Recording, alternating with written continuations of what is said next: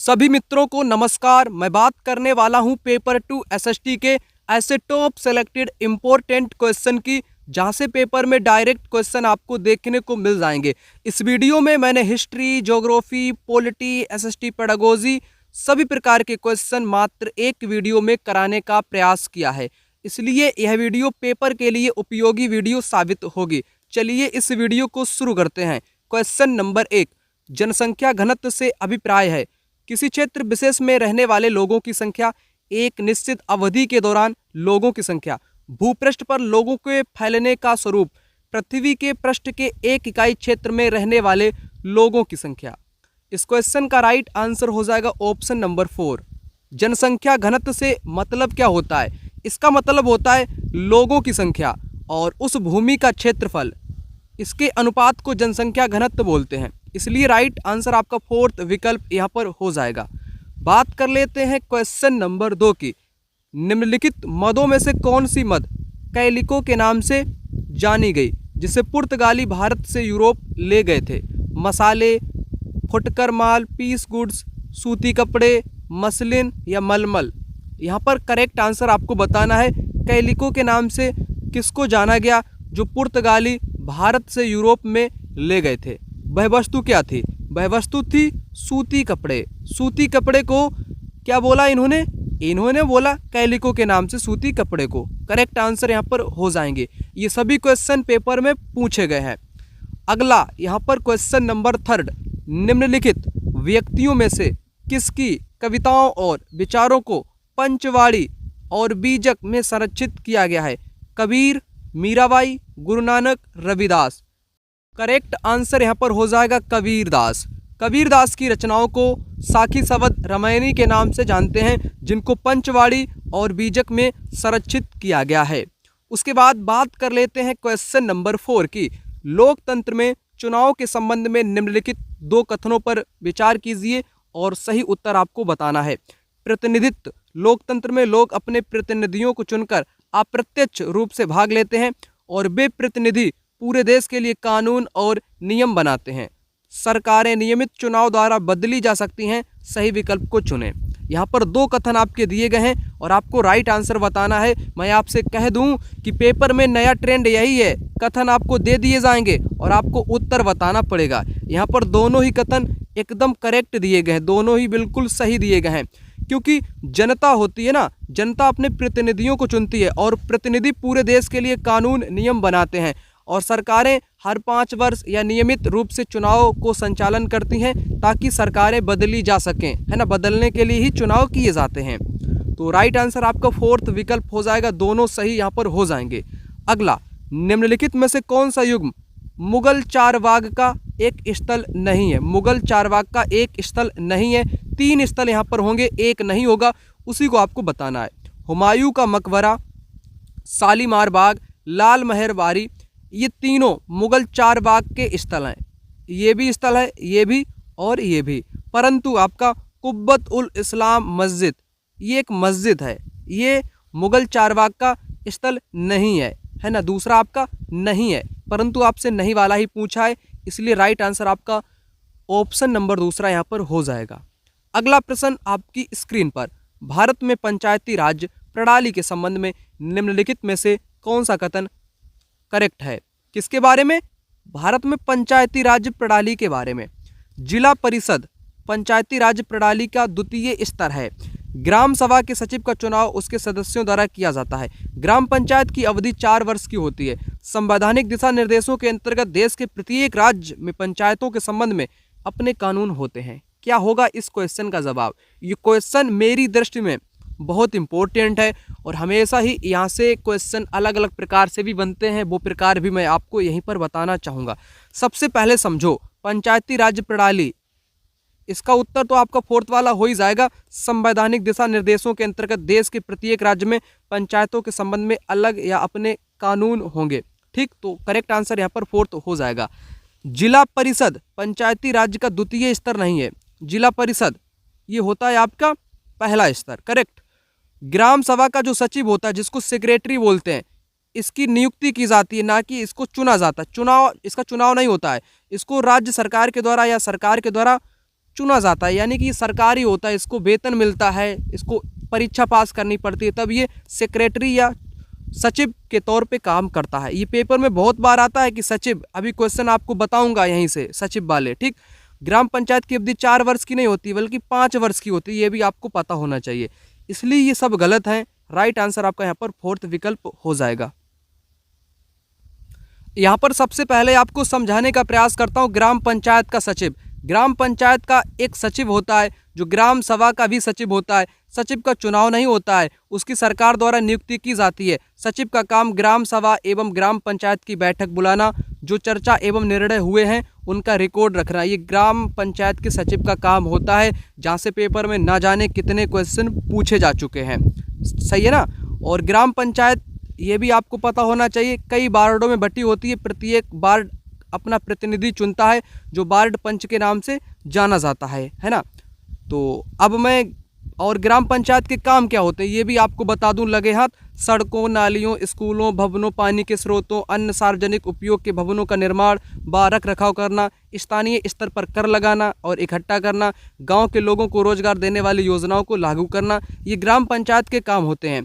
और ग्राम पंचायत के आमदनी के स्रोत क्या हैं? दान, कर, जनपद एवं जिला पंचायत के द्वारा योजना की राशि। पंचायत के स्तर, जो मैं अभी आपको उसी क्वेश्चन के विकल्पों में बता रहा था। सबसे पहला स्तर होता है ग्राम पंचायत। ग्राम पंचायत ग्राम सभा के प्रति जवाबदेह होती है, क्योंकि ग्राम सभा के लोग ही उसको चुनते हैं।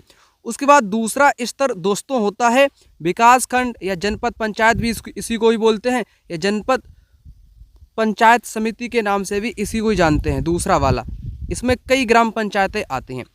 तीसरा और अंतिम जिला पंचायत या जिला परिषद, जिले स्तर की योजनाएं बनाती है। पंचायत समिति की मदद से जिला परिषद सभी पंचायतों में आवंटित राशि के वितरण की व्यवस्था करती है। इम्पोर्टेंट पॉइंट है, ठीक है ना। पटवारी और लेखपाल को भी बता दूं, जमीन को नापना और उसका रिकॉर्ड रखना पटवारी का काम होता है। अलग अलग राज्य में इसके अलग अलग नाम है, पटवारी है, लेखपाल भी बोलते, कानूनगो भी बोलते हैं। प्रत्येक पटवारी कुछ गांव के लिए जिम्मेदार होता है। पटवारी किसानों से भूमि कर भी लेता है और उगाई गई फसलों की जानकारी सरकार तक पहुंचाता है, ठीक है ना। तो पंचायत, ग्राम पंचायत का काम कौन सा नहीं है, अब उससे जुड़ा हुआ क्वेश्चन भी लगे हाथ आपको करा दूं।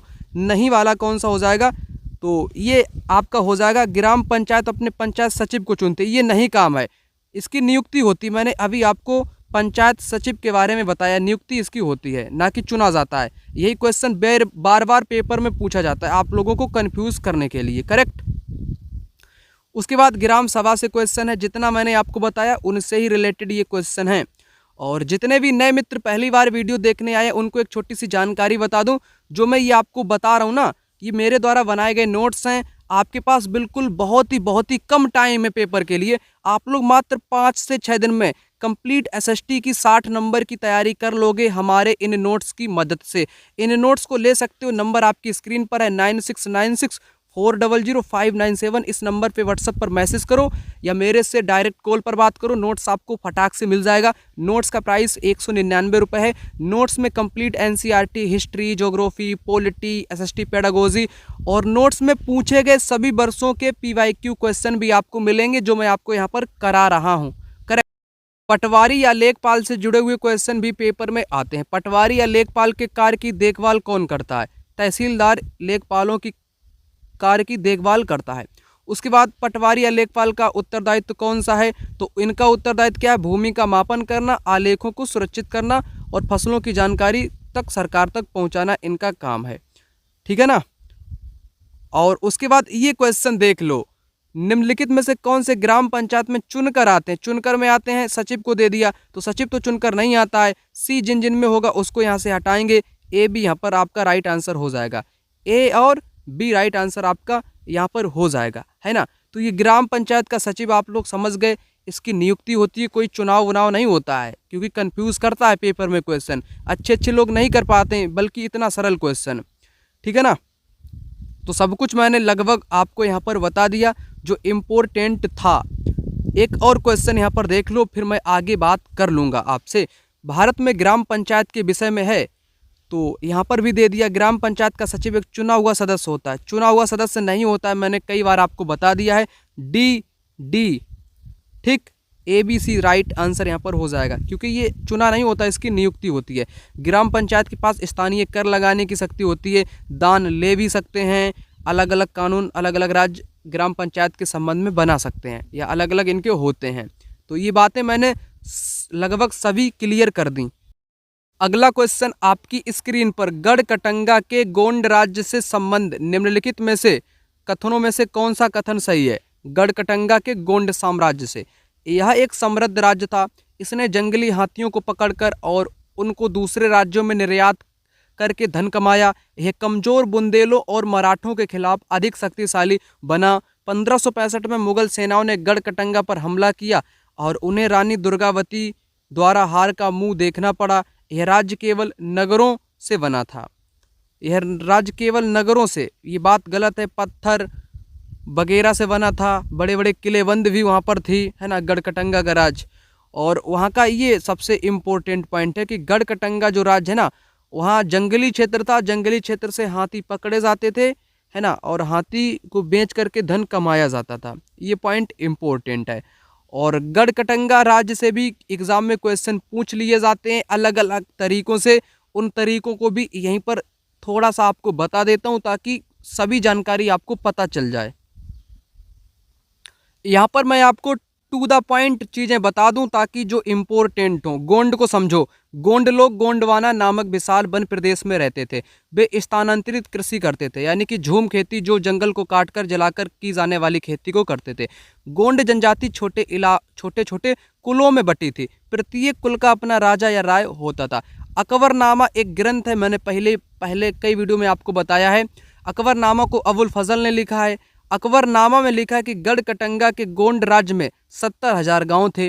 पेपर में क्वेश्चन पूछा जाता है किस किताब में बताया गया है कि गोंड साम्राज्य में 70,000 गांव थे, तो अकबरनामा किताब में ऐसा उल्लेख है। राज्य गढ़ों में विभाजित थे। गढ़ गोंड कुल के नियंत्रण में था। गढ़ 84 गांवों की इकाई में विभाजित थे, जिन्हें 84 कहा जाता था, है ना। ये पॉइंट कुछ इंपॉर्टेंट है, सबसे ज़्यादा ये वाला पॉइंट इंपॉर्टेंट है। इससे जुड़े हुए क्वेश्चन भी अभी आपको करा दूंगा। ठीक, ब्राह्मण लोगों ने गोंड राजाओं से अनुदान में भूमि प्राप्त की और अधिक प्रभावशाली बन गए ब्राह्मण लोग। गोंड सरदारों को अब राजपूत कहा जाने लगा। गढ़कटंगा के गोंड राजा अमनदास ने संग्राम शाह की उपाधि धारण की। उसके पुत्र दलपत ने चंदेल राजपूत राजा सालवाहन की पुत्री दुर्गावती से विवाह किया, और दलपत की मौत के बाद दुर्गावती, जो बहुत योग्य थी, और 5 साल के पुत्र वीर नारायण के नाम पर इसने शासन किया। 1565 में आसिफ खां के नेतृत्व में मुगल सेना ने गढ़कटंगा पर हमला कर दिया। ये भी उस ऑप्शन में था, है ना, गढ़कटंगा पर हमला कर दिया। दुर्गावती ने जमकर सामना किया और मर गई। थोड़ी देर बाद उसका पुत्र भी मारा गया। तो रानी दुर्गावती वीरगति को प्राप्त हो गई 1565 में। पेपर में क्वेश्चन बन सकता है। और दुर्गावती का एक किला है जिसको मदन महल बोलते हैं। कौन कौन मदन महल गया है, कमेंट बॉक्स में बताओ। मदन महल घूमने कौन कौन गया है, और मदन महल है कहाँ पर? ये है मध्य प्रदेश के जबलपुर जिले में, है ना। मैं तो गया हूँ वहाँ पर घूमने। तो वहाँ पर ये रानी दुर्गावती का किला बहुत ही ऊंचाई पर बनाया गया है, करेक्ट। उसके बाद गढ़कटंगा राज्य हाथी पकड़ने और दूसरे राज्य में उनका निर्यात करके व्यापार में धन कमाने के लिए जाना जाता है, और ठीक है ना। तो यही इम्पोर्टेंट है। बाद में बुंदेलों और मराठों के खिलाफ उनके संघर्ष असफल रहे थे गढ़कटंगा राज्य के, क्योंकि पतन हो गया था, कमजोर राज्य हो गया था। अब इनसे जुड़े फटाक से मैं क्वेश्चन आपको कराता हूं, फिर मैं आगे की बात आपसे कर लूँगा, ठीक है ना। तो क्वेश्चन आपके सामने यहाँ पर आ चुका है। गोंड राज गढ़कटंगा में 70,000 गाँव थे, उल्लेखित किसमें है? तो अकबरनामा किताब में ये उल्लेखित है। उसके बाद गढ़कटंगा के गोंड राज्य से जुड़ा हुआ क्वेश्चन है, तो कौन सा जवाब आपका हो जाएगा? यह एक समृद्ध राज्य था। इसने जंगली हाथियों को पकड़कर उनको दूसरे राज्यों में निर्यात करके धन अर्जित किया। ये क्वेश्चन हाथी पकड़ने से खूब उठाता है, ठीक है ना। उसके बाद दोबारा क्वेश्चन पेपर में रिपीट हुआ, 70,000 गाँव कहाँ पर थे? अकबरनामा किताब में लिखा है गढ़कटंगा के गोंड राज्य में गाँव थे, ठीक है ना। तो जुड़े हुए क्वेश्चन भी मैंने आपको करा दिए। तो ये भी जानकारी मैं नोट्स से ही बता रहा हूँ। नंबर आपकी स्क्रीन पर है। पेपर में टाइम भी कम है, आप लोग जल्दी से तैयारी कर लें। अगला क्वेश्चन यहाँ पर कहता है एलोरा की गुफा 15 का भित्ति चित्र, जिसमें विष्णु को नरसिंह अर्थात पुरुष सिंह के रूप में दिखलाया गया है। यह किस काल की कृति है? राष्ट्रकूट काल, गुर्जर प्रतिहार काल, चालुक्य काल या गुप्त काल? तो जवाब आपका हो जाएगा यह राष्ट्रकूट काल की कृति है। एलोरा की गुफा में जो भित्ति चित्र है जिसमें विष्णु को नरसिंह दिखाया गया है, तो वो राष्ट्रकूट काल की कृति है। और आपको ये भी पता होना चाहिए राष्ट्रकूट वंश का एक बड़ा ही फेमस राजा आपकी पुस्तक में वर्णित है, जिसको जानते हैं दंती दुर्ग के नाम से। दंती दुर्ग है ना, चालुक्य राजा की अधीनता को अस्वीकार कर दिया और उसको युद्ध के मैदान में परास्त कर दिया। और दंती दुर्ग ने हिरण्य गर्भ नामक अनुष्ठान भी कराया था। हिरण्य गर्भ नामक अनुष्ठान किसने कराया था? दंती दुर्ग ने कराया था। और इस अनुष्ठान को कराने के बाद लोग या व्यक्ति या याजक क्षत्रिय कहलाने लगता था। ये भी पॉइंट इंपॉर्टेंट है। राइट आंसर आपका हो जाएगा पहला। उसके बाद अगला देखो, निम्नलिखित में से वस्तु विनिमय पद्धति की सही विशेषता कौन सी है? वस्तु विनिमय, वस्तुओं की अदला बदली को ही वस्तु विनिमय के नाम से जाना जाता है। करेक्ट, तो ढूंढ लो ऑप्शन में। ये वस्तुओं के लेन देन को आसान बनाती है। यह वह व्यापार है जिसमें वस्तुओं की अदला बदली में धन का प्रयोग वस्तु विनिमय में नहीं होता है।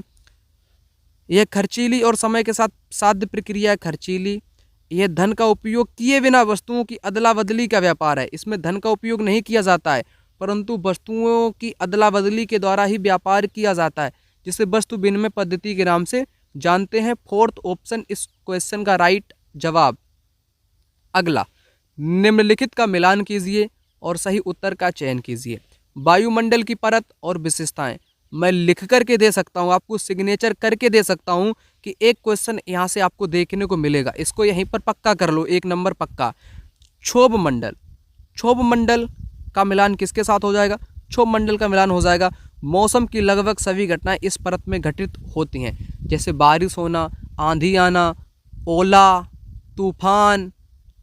हम किस मंडल में श्वास लेते हैं? हम किस मंडल में रहते हैं? उत्तर आपका होगा क्षोभ मंडल में रहते हैं, क्षोभ मंडल में सांस रहते हैं। मौसम वाली घटनाएं किस में घटित होती हैं? क्षोभ मंडल में घटित होती हैं। उसके बाद समताप मंडल, समताप मंडल में ओजोन गैस की एक परत होती है जिसमें ओजोन लेयर पाई जाती है। और वायुयान कहाँ उड़ते हैं? अगर आपसे पूछ ले कि हवाई जहाज, पूछा भी जाता है पेपर में, हवाई जहाज उड़ाने के लिए आदर्श स्थितियां कहाँ पर पाई जाती हैं? आपका जवाब हो जाएगा समताप मंडल में हवाई जहाज उड़ाने की आदर्श स्थितियां पाई जाती हैं। उसके बाद मध्य मंडल में उल्कापिंड आने पर जल जाता है। अंतरिक्ष से प्रवेश करने वाले उल्कापिंड इस परत में आने पर जल जाते हैं। और बाह्य वायुमंडल में क्या होता है? यह आयन मंडल का भाग है जिसमें रेडियो प्रेशर की तरंगें आपकी संचरित होती हैं, है ना। तो ये इम्पोर्टेंट क्वेश्चन है, एक क्वेश्चन आपका यहाँ से बनेगा पेपर में अवश्य, पक्का हो गया होगा आपका। ठीक, अब आगे बात करूँ, रमाबाई जो महिला शिक्षा की योद्धा थी, कभी स्कूल नहीं गई, फिर भी उन्हें पंडिता की उपाधि क्यों मिल गई? क्यों मिल गई? इसलिए मिल गई क्योंकि वो संस्कृत की विदुषी थी, उसने घर पे रह कर के पढ़ाई की। उन्होंने अपने माता पिता से पढ़ना लिखना सीखा, ऐसा बिल्कुल भी नहीं है। उसने मिशन ने विधवाओं और गरीब महिलाओं को न केवल पढ़ने लिखने के लिए प्रोत्साहित किया, अपितु व्यवसायिक कुशलताओं की सहायता से स्वावलंबी होने की शिक्षा दी। तो उसने, रमाबाई ने क्या किया था? रमाबाई ने पुणे में, यहाँ पर ये जो दूसरा मैं बता रहा हूँ ये पुणे से संबंधित है, पुणे में इन्होंने एक विधवा आश्रम खोला जहाँ पर ससुराल में कष्ट झेल रही महिलाओं के लिए खोला, है ना। तो महिलाओं को वहाँ पर कुछ शिक्षाएं भी दी जाती थी, तो ये उससे जुड़ा है, उनके आश्रम से जुड़ा हुआ विकल्प है। लेकिन क्वेश्चन में आपसे पूछा वो कभी स्कूल नहीं गई फिर भी वो पंडिता की उपाधि धारण कर ली, ऐसा क्यों है? क्वेश्चन को समझो क्या पूछ रहा है, ठीक है ना। उनके बारे में ये पॉइंट सही है लेकिन उनकी उपाधि से जुड़ा नहीं है, इसलिए आपको यहाँ पर भी गलत करना पड़ेगा, पहला भी गलत करना पड़ेगा। वे संस्कृत पढ़ना लिखना जानती थी, जो एक बहुत बड़ी उस समय में एक उपलब्धि थी, क्योंकि उनके समय में महिलाओं को इस प्रकार का ज्ञान अर्जित करने की अनुमति नहीं थी। यही कारण है उनको पंडिता की उपाधि देने का। ठीक, समझ गए आप लोग? करेक्ट हो जाएगा। नेक्स्ट, और पंडिता रमाबाई पुणे में विधवा आश्रम खोला। उच्च जाति की महिलाओं की दुर्दशा पर इन्होंने किताब लिखी, है ना। पेपर में यहाँ से भी क्वेश्चन बहुत पूछे जाते हैं। आगे देखो, 1856 में निम्नलिखित गवर्नर जनरलों में से किसने यह निर्णय किया कि बहादुर शाह जफर आखिरी मुगल बादशाह होंगे, उनकी मृत्यु के बाद उनके किसी वंशज को बादशाह नहीं माना जाएगा? ये किसने कहा? ये कैनिंग ने, कॉर्नवालिस ने, डलहौजी ने या वारेन हेस्टिंग्स ने? करेक्ट हो जाएगा आपको। लॉर्ड कैनिंग ने ये कहा। कैनिंग ने कहा कि बहादुर शाह जफर अंतिम मुगल बादशाह होंगे, इनके बाद इनके किसी भी वंशज को बादशाह नहीं माना जाएगा। ये लॉर्ड कैनिंग का कथन है, करेक्ट हो जाएगा। और मैंने कॉर्नवालिस के बारे में आपको बताया, 1793 में इन्होंने स्थायी बंदोबस्त शुरू किया। स्थायी बंदोबस्त किसने शुरू किया? लॉर्ड कॉर्नवालिस ने। डलहौजी हड़प नीति, ये हड़प नीति, राज्यों को हड़पा, अवध का विलय, या विलय नीति या हड़प नीति। ठीक, जवाब आपका यहाँ पर हो जाएगा कैनिंग। अगला देखो, लद्दाख में पाया जाने वाला यूरेनियम एक उदाहरण है वास्तविक संसाधन का, निक्षेप संसाधन का, संभाव्य या भंडार संसाधन का। यहाँ पर आपको बता देना, यूरेनियम एक आपका वास्तविक तो है नहीं। वास्तविक का मतलब होता है जिनकी मात्रा निश्चित हो चुकी हो, है ना। ये वास्तविक तो है ही नहीं, ये बात गलत है। यूरेनियम देखो, ना ही निक्षेप है ना ही भंडार है, यह एक संभाव्य, यानी कि उसकी बहुत संभावना है लद्दाख में यूरेनियम की, लेकिन वर्तमान में इसका उपयोग नहीं हो रहा है। और ये सब संसाधन को भी आपको पता होना चाहिए। यहाँ से पेपर में हमेशा क्वेश्चन उठता है, नवीकृत क्या संसाधन है, अजैव क्या है, जैव क्या है, तमाम संसाधन है, उनको भी एक नज़र में आपको यहीं पर ख़त्म कर देता हूँ, उन संसाधनों को भी। ठीक, यहीं पर आपको बता देता हूँ, फिर आगे मैं इन सभी क्वेश्चन को आपको कराऊंगा। सबसे पहले आप लोग समझो संसाधनों का वर्गीकरण। विकास व प्रयोग के स्तर पर वास्तविक संसाधन व संभाव्य संसाधन होते हैं। उद्गम के स्तर पर जैव व अजैव होते हैं। वितरण के आधार पर सर्वव्यापक या स्थानिक होते हैं। समाप्यता के आधार पर नवीकरण होते हैं और अनवीकरण होते हैं। अब मैं इन एक एक करके इन सभी के बारे में आपको बताना चाहूँगा। तो चलिए, सबसे पहले विकास व उपयोग के आधार पर विकसित संसाधन और संभाव्य संसाधन। वास्तविक संसाधन या आपके वास्तविक या विकसित जिनको बोल सकते हैं, वे संसाधन जिनकी मात्रा ज्ञात है, वर्तमान समय में उपयोग हो रहा है। जर्मनी के रूर प्रदेश में कोयला, पश्चिम एशिया में खनिज तेल, दक्कन पठार की काली मिट्टी, सभी वास्तविक संसाधन। ये कैसे हैं? वास्तविक हैं, क्योंकि इनका वर्तमान समय में उपयोग हो रहा है, इनकी मात्रा भी ज्ञात है। उसके बाद संभाव्य समझ लो। संभाव्य क्या है? जिनकी मात्रा ज्ञात नहीं है, इनका उपयोग भविष्य में हो सकता है, अभी नहीं हो रहा है लेकिन भविष्य में हो सकता है। इनका प्रयोग के लिए उन्नत टेक्नोलॉजी की कमी है। जैसे जैसे टेक्नोलॉजी उच्च स्तर की होगी तो इन संसाधनों का प्रयोग होगा।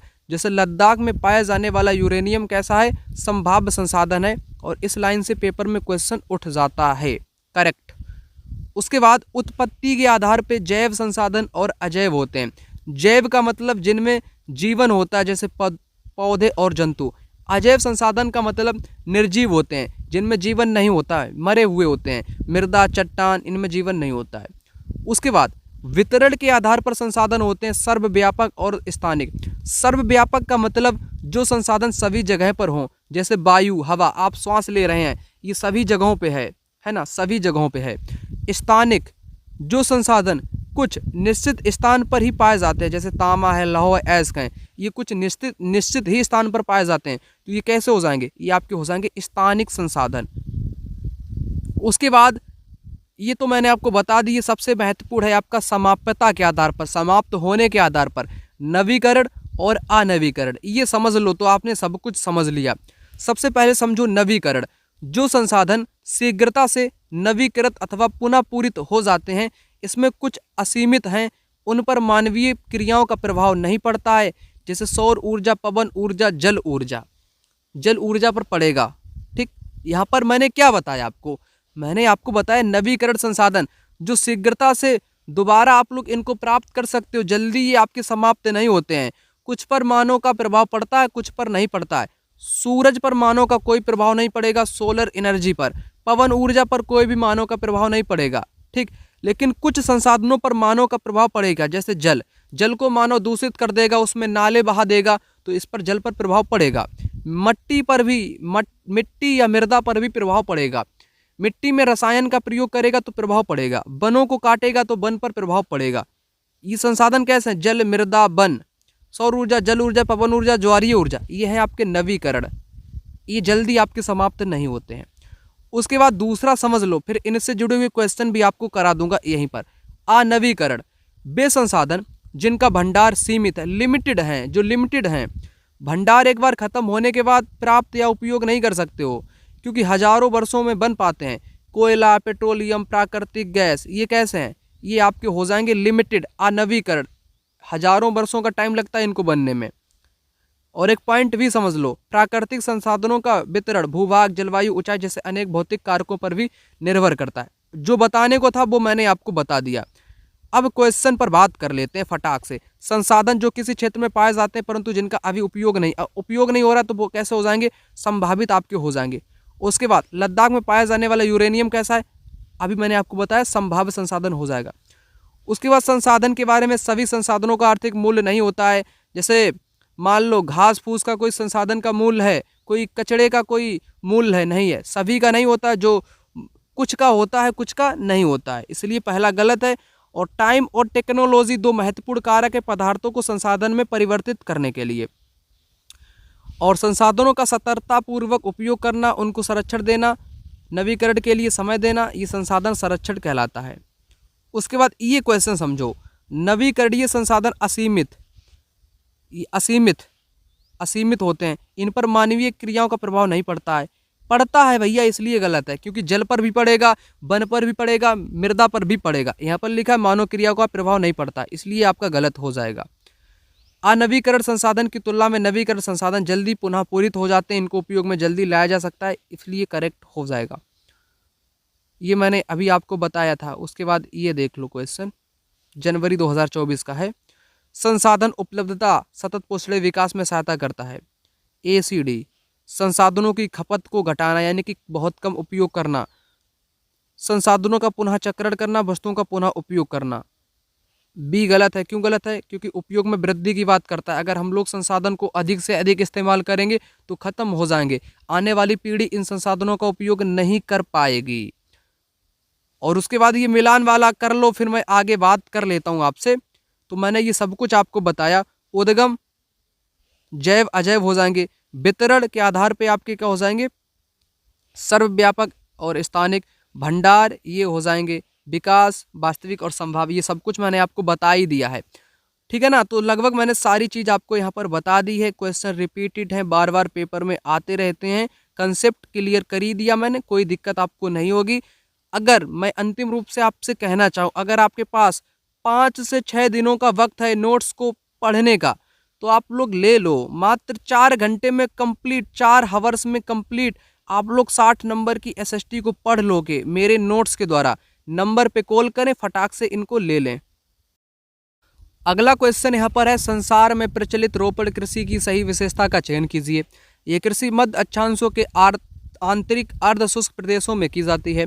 इस प्रकार की कृषि में भूमि का गहन उपयोग करने के लिए कृषक अपने पूरे परिवार के साथ लगा रहता है।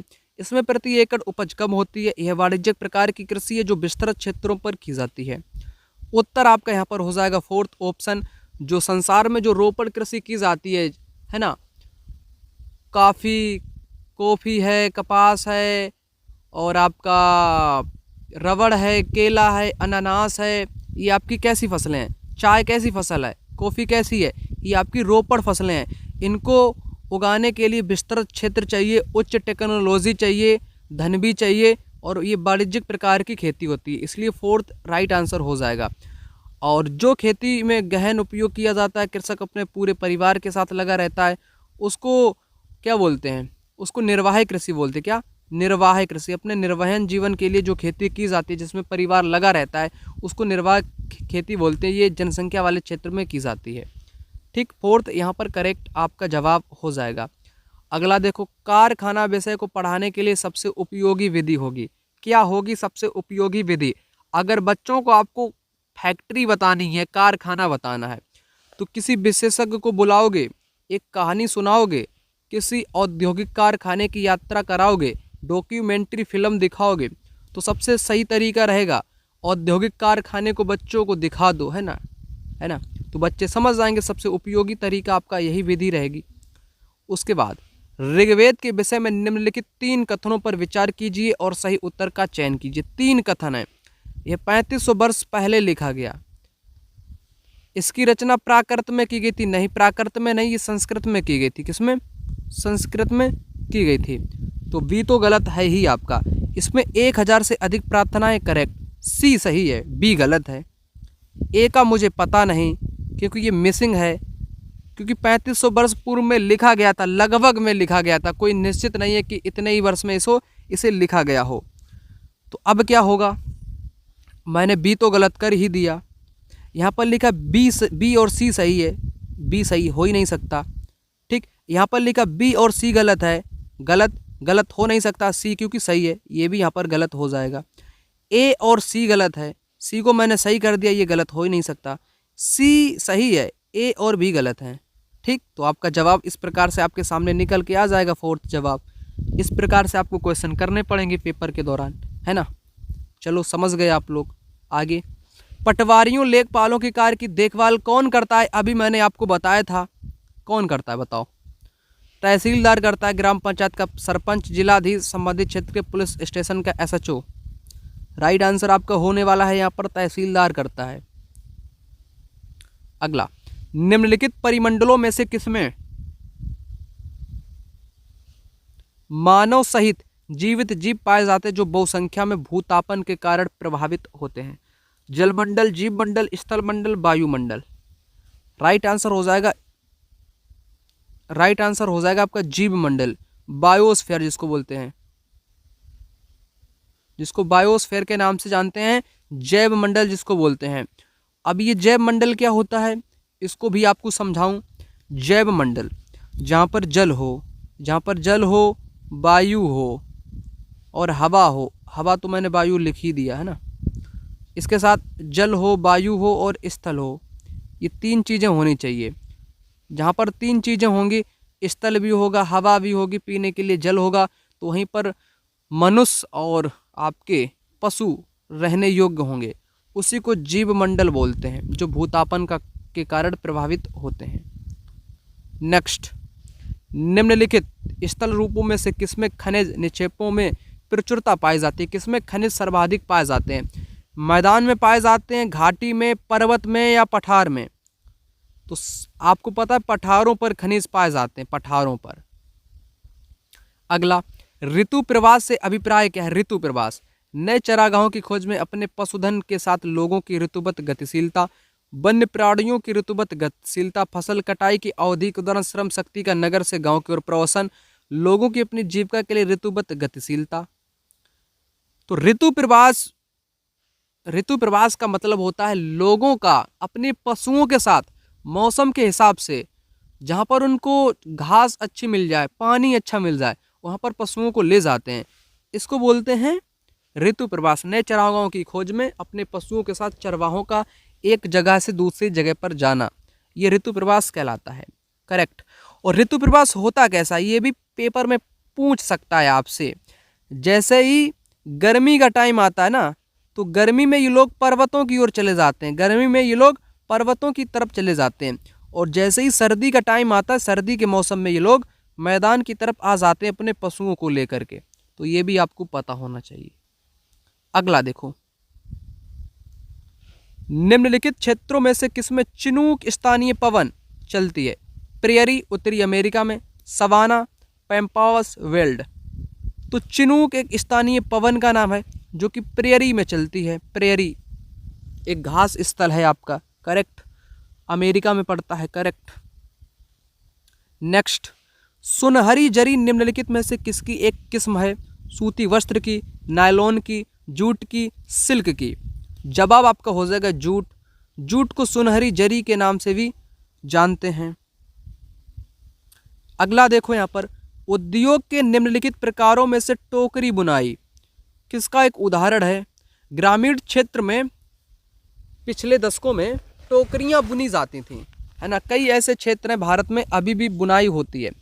तो लघु आकार का है, संयुक्त क्षेत्र का है, बृहद आकार का है, सहकारी क्षेत्र का है। तो ये टोकरी बुनना, रस्सियां बनाना, है ना, तो ये लघु आकार के एकदम छोटे, बहुत कुटीर इनको बोल सकते हैं। यहाँ पर बोलेंगे कुटीर, कुटीर उद्योग। क्या बोलेंगे? कुटीर उद्योग बोलेंगे इनको। अगला देखो, तानाशाही के संदर्भ में निम्नलिखित कथनों में से कौन सा गलत है? अब आपको यहाँ पर गलत कथन की पहचान करनी है तानाशाही के बारे में। डिक्टेटर। ठीक, तानाशाही में तानाशाह द्वारा लिए गए निर्णय पर लोग प्रसन्न नहीं कर सकते। बिल्कुल, जो तानाशाह ने निर्णय ले लिया तो लोगों को मानना पड़ेगा, प्रसन्न नहीं कर सकते, ये बात तो सही है। अंतिम निर्णय लेने की शक्ति तानाशाह के पास है, उसी में निहित है। तानाशाह द्वारा लिए गए निर्णयों पर तानाशाह को स्पष्टीकरण देने के लिए आवश्यकता नहीं होती। बिल्कुल, जो कह दिया सो कह दिया। तानाशाह में तानाशाह द्वारा लिए गए निर्णयों पर लोग प्रश्न उठा सकते हैं, नहीं उठा सकते हैं, क्योंकि अगर उठाया किसी ने प्रश्न तो तानाशाह उसका गला काट देगा। ये होता है डिक्टेटर। ठीक, तो क्या बताना, गलत बताना, तो गलत आपका फोर्थ वाला हो जाएगा डिक्टेटर के बारे में। नेक्स्ट देखो, हिंदू उत्तराधिकार संशोधन अधिनियम 2005, मृतक पिता की संपत्ति में समान अधिकार पत्नी पुत्र पुत्रियों को मिलता है, ये करेक्ट है। जैसे मान लो पत्नी है, उसका पति एक्सपायर कर गया, खत्म हो गया, उसकी मौत हो गई, मृत्यु के बाद उसकी जो जमीन जायदाद जो होगी ना, जो उसका हक होगा, उस हक में उस पत्नी को बराबर मिलेगा, उसके पत्नी के पुत्र या पुत्री जो होंगी उनको भी बराबर हिस्सा मिलेगा संपत्ति के अधिकार में। तो ये 2005 का कानून यही कहता है, और पेपर में यहाँ से क्वेश्चन बनते रहते हैं, इसलिए इम्पोर्टेंट यह क्वेश्चन है। अगला देखो, भारतीय राष्ट्र राज्य का वर्णन करने के लिए विविधता में एकता मुहावरा इन राष्ट्रीय नेताओं में से किसने दिया? सरदार वल्लभ भाई पटेल, पंडित जवाहरलाल नेहरू, बाल गंगाधर तिलक, महात्मा गांधी। तो मैं तो इस क्वेश्चन का आपको बताऊंगा ही नहीं, आपको ही बताना पड़ेगा। कमेंट बॉक्स में कमेंट करके फटाक से बताओ। मैंने तमाम बार आपको क्वेश्चन का राइट आंसर बताया है, अब आपको यहाँ पर बताना पड़ेगा। फटाक से आप लोग बताओ कमेंट बॉक्स में कमेंट करके इस क्वेश्चन का राइट आंसर क्या है। अगला क्वेश्चन आपकी स्क्रीन पर है, सुल्ताना का स्वप्न नामक कहानी की लेखिका इनमें से कौन सी थी? जवाब आपका हो जाएगा रुकैया सखावत हुसैन, जो कि एक बंगाली थी, है ना, बंगाली लेखिका थी और एक नारी समाज सुधारक महिला थी। इन्होंने सुल्ताना का स्वप्न नामक कहानी लिखी। और रास सुंदरी देवी का एक आत्मकथा है आमार जीवन, यहाँ पर लिख दूँ आमार जीवन, ये भी बंगाली हैं, ये भी आपकी कहाँ की हैं? बंगाल की हैं। आमार जीवन रास सुंदरी देवी की आत्मकथा है, पेपर में पूछी जाती है, ठीक है ना। और पंडिता रमाबाई की हाई कास्ट वुमेन, इन्होंने किताब लिखी है, ठीक। और मुमताज़ अली इन्होंने क्या कहा है? इन्होंने कहा कि महिलाओं को भी शिक्षा का अधिकार मिलना चाहिए, कुरान की आयतों की व्याख्या करके। राइट आंसर आपका यहाँ पर फोर्थ वाला हो जाएगा। नेक्स्ट, गुलामगिरी नामक पुस्तक इनमें से किसने लिखी? ज्योतिबा फूले, नारायण गुरु, अंबेडकर, पेरियार, ठीक। इन सभी के बारे में मैंने ना जाने कितनी बार आपको बताया है, नए पुराने मित्र जानते होंगे, नए मित्र को नहीं पता है तो यहाँ पर बता दूंगा आपको। गुलामगिरी किताब ज्योतिराव फूले ने लिखी है, ज्योतिबा फूले ने इस किताब को लिखी है। दूसरी किताब इनकी स्मरण रख लेना, काश्तकार का चाबुक, काश्तकार का चाबुक भी इन्हीं की ही किताब है। और ठीक, नारायण गुरु ने क्या किया है? एक नारा दे दिया कि मानवता के लिए एक जाति, एक धर्म, एक ईश्वर। क्या दिया? एक ही जाति होगी, एक ही धर्म होगा, एक जाति, एक धर्म, एक ईश्वर होगा। तो ये नारा किसने दिया? ये नारा नारायण गुरु ने दिया। और अंबेडकर ने क्या किया? 1927 से 35 के बीच में इन्होंने मंदिर आंदोलन चला दिए। क्या कर दिया? मंदिर आंदोलन, मंदिर प्रवेश आंदोलन किसने चलाए? तो अंबेडकर साहब ने मंदिर प्रवेश आंदोलन चलाए। उसके बाद ईवी रामा स्वामी पेरियार ने कौन सा आंदोलन चलाया? इन्होंने आत्मसम्मान आंदोलन, या जिसको स्वाभिमान बोलते हैं, सेल्फ रिस्पेक्ट, स्वाभिमान आंदोलन। स्वाभिमान आंदोलन किसने चलाया? तो ये पेरियार ने चलाया, ठीक। तो सभी के बारे में बता दिया मैंने थोड़ा थोड़ा। तो राइट आंसर आपका हो जाएगा ज्योतिराव फूले। अगला, सरकार के कार्यपालिका के अंग से अभिप्राय क्या है? कार्यपालिका के अंग से लोगों का समूह जो कानून को लागू करने और शासन चलाने के लिए उत्तरदायी है। उच्चतम न्यायालय तथा उच्च न्यायालय के न्यायाधीश, देश का प्रत्येक नागरिक जो सार्वभौमिक वैश्य मताधिकार का उपयोग करता है, निर्वाचित प्रतिनिधि। तो कार्यपालिका लोगों का समूह जो कानूनों को लागू करने और शासन चलाने के लिए उत्तरदायी है, ठीक है ना, कार्यपालिका जिसको बोलते हैं। नेक्स्ट, कोयला एक उदाहरण है, आग्नेय सेल का, अवसादी सेल का, रूपांतरित सेल का, उपयुक्त में से कोई नहीं। तो कोयला कोयला क्या है? जीवाश्मी ईंधन है। पहली बात, जीवाश्मी ईंधन है। इस प्रकार से भी पूछ सकता है, जीवाश्मी है। और कोयला कैसा संसाधन है? कोयला कैसा संसाधन है? ये है आपके नवीकरण तो है नहीं, अनवीकरण है। अनवीकरण संसाधन है। अनवीकरण का दूसरा नाम है परंपरागत। परंपरागत भी इसको बोल सकते हैं। लेकिन जो जीवाश्मी होते हैं ना, ये अवसादी शैल में पाए जाते हैं। जीवाश्मी ईंधन किस में पाए जाते हैं? अवसादी में पाए जाते हैं। कोयला कैसा है? जीवाश्मी है, तो ये अवसादी में पाया जाएगा। आग्नेय शैल क्या है, अवसादी शैल क्या है, रूपांतरित शैल क्या है, तीनों के बारे में भी मैंने कई बार बताया है। ठीक है ना। यहाँ पर भी आपको थोड़ा सा बताऊंगा और इनसे जुड़े हुए क्वेश्चन एक नज़र में आपको कराता हूँ, फिर आगे के क्वेश्चन की मैं बात यहाँ पर कर लूँगा। मात्र मैं आपका 1 से 1.5 मिनट का टाइम लूँगा शैल अर्थात चट्टान को समझाने में। आग्नेय शैल, अवसादी शैल, कांतिरित, फटाक से समझो, शीघ्र से शीघ्र समझो। सबसे पहले आग्नेय, पृथ्वी की परपट्टी बनाने वाले खनिज पदार्थ को शैल कहते हैं। विभिन्न रंग, गठन, आकार के होते हैं शैल। द्रवित मैग्मा ठंडा होकर ठोस हो जाता है, आग्नेय शैल कहते हैं। इन्हें प्राथमिक शैल भी कहा जाता है, आग्नेय को ही। और आग्नेय 2 प्रकार के होते हैं, एक अंतर्वेदी और एक बहिर्वेदी। अंतर्वेदी क्या है? जो मैग्मा नीचे ही जम जाए, धरातल के नीचे ही जम जाए, उसको अंतर्वेदी बोलेंगे। बहिर्वेदी क्या है? जो बाहर आ जाए, जैसे बेसाल्ट का पठार है वो बाहर आ गया है। ठीक, बहिर्वेदी अर्थात जो बाहर आ जाए, बेसाल्ट, दक्कन का पठार बेसाल्ट से बना है और ये महीन दानों से बना होता है, इसका मैग्मा ऊपर आ जाता है। और अंतर्वेदी आग्नेय का जो मैग्मा होता है ये ठंडा कहाँ पर होता है? नीचे हो जाता है। कहाँ पर हो जाता है? तो गहराई में ही ठंडा हो जाता है, धरातल के नीचे। जैसे ग्रेनाइट, ये बड़े दानों का रूप ले लेते हैं। उसके बाद अवसादी को समझ लो। शैल लुढ़क कर, चटक कर, एक दूसरे से टकरा कर, छोटे छोटे टुकड़ों में टूट कर ये जमा हो जाते हैं, जिन्हें अवसाद बोलते हैं। अवसाद हवा, जल आदि द्वारा एक स्थान से दूसरे स्थान पर पहुंचकर जमा कर दिए जाते हैं। ये अदृढ़ होते हैं। अदृढ़ अवसाद दबकर एवं कठोर होकर शैल की परत बनाते हैं, इन्हें अवसादी कहते हैं। ठीक है ना। जैसे बलुआ पत्थर रेत के दानों से बनता है। इन शैलों में पौधों, जानवरों, सूक्ष्म जीवाणु आदि जो कभी इन शैल पर रहे, इसलिए इन शैल को जीवाश्म बोलते हैं। जैसे कोयला का उदाहरण देकर मैंने आपको बताया। और अंतिम शैल है आपका कायांतरित, इसको भी समझो। आग्नेय और अवसादी 2 को मैंने समझा दिया। आग्नेय क्या था? मैग्मा के ठंडे होने की प्रक्रिया है, चाहे अंदर हो चाहे बाहर हो। अवसादी क्या है? जहाँ पर अवसाद जमा हो जाते हैं। ठीक है ना। फिर इसमें ताप दाब पड़ता है, तब ये कायांतरित में बदल जाते हैं। अब कायांतरित आग्नेय में जब ताप या दाब पड़े, या अवसादी में ताप दाब पड़े, उच्च ताप या दाब पड़े, जिसके कारण ये कायांतरित में बदल जाते हैं। जैसे चिकनी मिट्टी स्लेट में बदलती है, चूना पत्थर संगमरमर में बदलता है। तो संगमरमर क्या है? कायांतरित है। स्लेट क्या है? कायांतरित है। ठीक, शैल चक्र को भी समझ लो लगे हाथ। एक सेल से दूसरे सेल में परिवर्तन होने की क्रिया को शैल चक्र बोलते हैं। अब जितना मैंने आपको बताया उसका सारांश यहाँ से आप लोग समझ सकते हो, जहाँ से पेपर में क्वेश्चन बनता है। द्रवित मैग्मा से क्या बनता है? आग्नेय शैल बनता है। फिर आग्नेय टूटकर अवसादी शैल का निर्माण करती है। ताप दाब के कारण आग्नेय व अवसादी कायांतरित शैल में बदल जाते हैं, पुनः कायांतरित मैग्मा से बनता है। तो ये शैल चक्र का क्रम चलता रहता। अवसादी से कायांतरित, कायांतरित से मैग्मा, मैग्मा से आग्नेय, आग्नेय से अवसादी, अवसादी से कायांतरित। तो मैंने सब कुछ करा दिया आपको। अब इनसे जुड़े हुए क्वेश्चन को एक नज़र डाल के दिखा देता हूँ।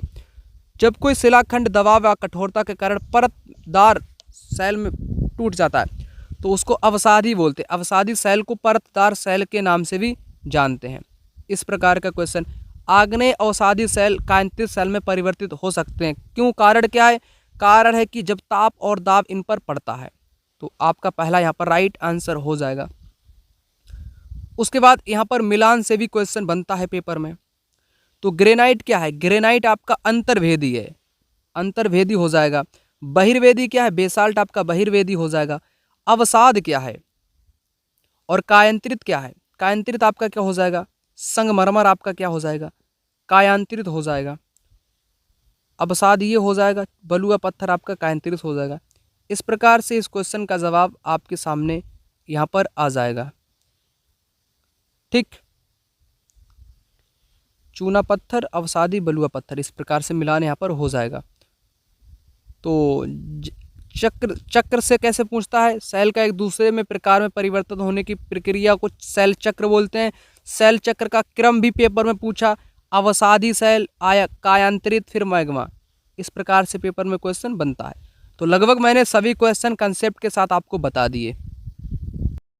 अगला क्वेश्चन है, भारत के किस क्षेत्र को छोटा तिब्बत कहा जाता है? अरुणाचल प्रदेश, सिक्किम, हिमाचल प्रदेश या लद्दाख? लद्दाख को छोटा तिब्बत बोलते हैं। इसके 3 कारण हैं और कारण पेपर में आए हैं।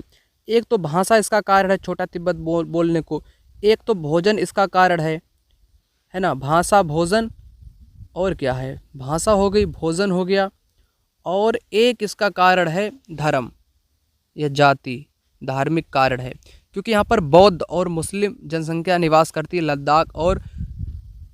लद्दाख और तिब्बत में, इसलिए भारत के लद्दाख को ही छोटा तिब्बत के नाम से जानते हैं। अगला देखो, पृथ्वी की विभिन्न परतों को क्रम में आंतरिक से बाहरीतम तक पहचानिए। सबसे गहराई में कौन सी है, सबसे ऊपर कौन सी है? गहराई में सबसे पहले जाना पड़ेगा। परपटी आपकी सबसे ऊपर होती है, इसलिए गलत हो जाएगा। मेंटल दूसरे नंबर की होती है, गलत हो जाएगा। आंतरिक क्रोड सबसे नीचे होती है, उसके बाद बाहरी क्रोड, उसके बाद परपटी सबसे ऊपर, ये गलत। आंतरिक क्रोड, बाहरी क्रोड, मेंटल और परपटी। डी ऑप्शन इस क्वेश्चन का राइट आंसर यहाँ पर हो जाएगा। ठीक, सियाल, सीमा, निफे आपको पता होगा। उसके बाद निम्नलिखित में से कौन सा एक पृथ्वी का परिमंडल नहीं है? वायुमंडल है। ओजोन मंडल तो वायुमंडल का ही एक भाग है, तो ये तो भाग है, गलत हो जाएगा। जैव मंडल भी है, स्थल मंडल भी है, जल मंडल, स्थल मंडल, जैव मंडल, वायुमंडल, ये मंडल होते हैं। ओजोन मंडल आपके वायुमंडल का ही एक भाग है, जिसमें ओजोन परत पाई जाती है। ठीक, अगला देखो, निम्नलिखित में से कौन से मानचित्रों का कौन सा एक घटक नहीं है? दूरी, दिशा, प्रतीक। दूरी, दिशा, प्रतीक, ये 3 घटक होते हैं, है ना, ये 3 घटक हैं। क्या है ये 3 घटक हैं आपके मानचित्र के, लेकिन आकार मानचित्र का कोई घटक नहीं है। अगला, पवन क्रियाएं छत्रक सेल बनाती हैं जो प्रायः कहाँ पर पाए जाते हैं? पवन सक्रिय कहाँ पर होगी, पवन बहेगी कहाँ पर ज़्यादा सक्रिय होगी बताओ? पहाड़ पे तो पवन नहीं होगी, ना ही पठारों पर कुछ आकृति बनाएगी, ना ही उष्णकटिबंधीय तटीय क्षेत्रों में। रेगिस्तान में क्या है? बालू है, रेत है, पत्थर है, चट्टान है, तो वहाँ पर रेत, बालू की रेतें उड़ा देती है पवन, और छत्रक सेल का निर्माण करती है। छत्रक सेल, करेक्ट। और पवन का निक्षेपण लोयस है, ये भी आप ख्याल में रख लेना। लोयस किसका निक्षेपण है? पवन का ही निक्षेपण है लोयस। लोयस के निक्षेपण कहाँ पाए जाते हैं? चाइना में सर्वाधिक लोयस के निक्षेपण पाए जाते हैं। राइट आंसर आपको रेगिस्तान मैंने बता दिया। अगला, निम्नलिखित में से किसे संसार की छत बोलते हैं बताओ? संसार की छत, अरावली, सतपुड़ा, पामीर, म्यांमार। पामीर के पठार, ये पठार है एक, पामीर के पठार को संसार की छत के नाम से जाना जाता है। अगला, अनुच्छेद संविधान का है 22 क्या सुनिश्चित करता है? शोषण के विरुद्ध अधिकार, शिक्षा का अधिकार, गिरफ्तारी के दौरान या हिरासत में दुर्व्यवहार से बचने का अधिकार, संवैधानिक उपचारों का अधिकार। करेक्ट आपका थर्ड हो जाएगा, गिरफ्तारी के दौरान या हिरासत में दुर्व्यवहार से बचने का अधिकार। डी के बसु दिशा निर्देश, वो भी यही इसी प्रकार का है ना। तो नेक्स्ट बात कर लेते हैं, पृथ्वी की सबसे आंतरिक परत मुख्यतः बनी है। तो पृथ्वी की सबसे आंतरिक परत जो होती है, जो मैंने आपको 3 बताई हैं, यहाँ पर भी बताना चाहूँगा। सियाल, सीमा, निफे। सियाल, सीमा, निफे, ये 3 परतें हैं पृथ्वी की। ठीक, निफे सबसे लास्ट है। एनआई से मतलब हो जाएगा निकिल, Fe का मतलब फेरस अर्थात लोहा। ये जो ऊपर वाली 2 परत हैं, ये महाद्वीप की हैं, महाद्वीप की परत है, और ये वाली सागर की परत है। इतना अंतर आपको पता होना चाहिए। ठीक, समझ गए आप लोग? तो निकिल और लोहा यहाँ पर हो जाएगा आपका राइट आंसर। अंतिम क्वेश्चन, रक्षक मेखलाएं मदद करती हैं, किसमें मदद करती हैं? पवन की गति को रोकथाम कर मृदा आवरण के संरक्षण में ये मदद करती हैं। तो वीडियो आप लोगों के लिए यहीं तक है। चैनल को पहली बार देखा तो सब्सक्राइब तो कर ही लेना ना, इतनी मेहनत आप लोगों के लिए करता हूँ, आप लोग बिना सब्सक्राइब किए, बिना लाइक किए, बिना कमेंट किए ऐसा ही चले जाते हो, है ना। मेहनत करता हूँ ना आपके लिए, तो लाइक सब्सक्राइब बनता है ना। कमेंट भी कर दो कहाँ से इस वीडियो को देख रहे हो, मित्रों के साथ शेयर कर दो वीडियो को, है ना। मेहनत मैं आपके लिए करता ही हूँ। तो मिलूँगा अगली वीडियो में शानदार वीडियो के साथ। तब तक के लिए आप लोग मस्ती के साथ पढ़ाई करो, जीवन को एकदम, जीवन में अपनी रौनक लाओ, हर क्षण जियो, प्रत्येक क्षण जियो, प्रेजेंट इन लाइफ, वर्तमान में जियो, है ना। भविष्य की ज़्यादा मत सोचो, क्योंकि भविष्य में सोचने से जीवन ऊर्जा नष्ट होती है। वर्तमान में रहना सीखो, ठीक। तो मिलूंगा अगली वीडियो में, तब तक के लिए अपना ख्याल रखिएगा, अपने परिवार का ख्याल रखिएगा, है ना। चलो।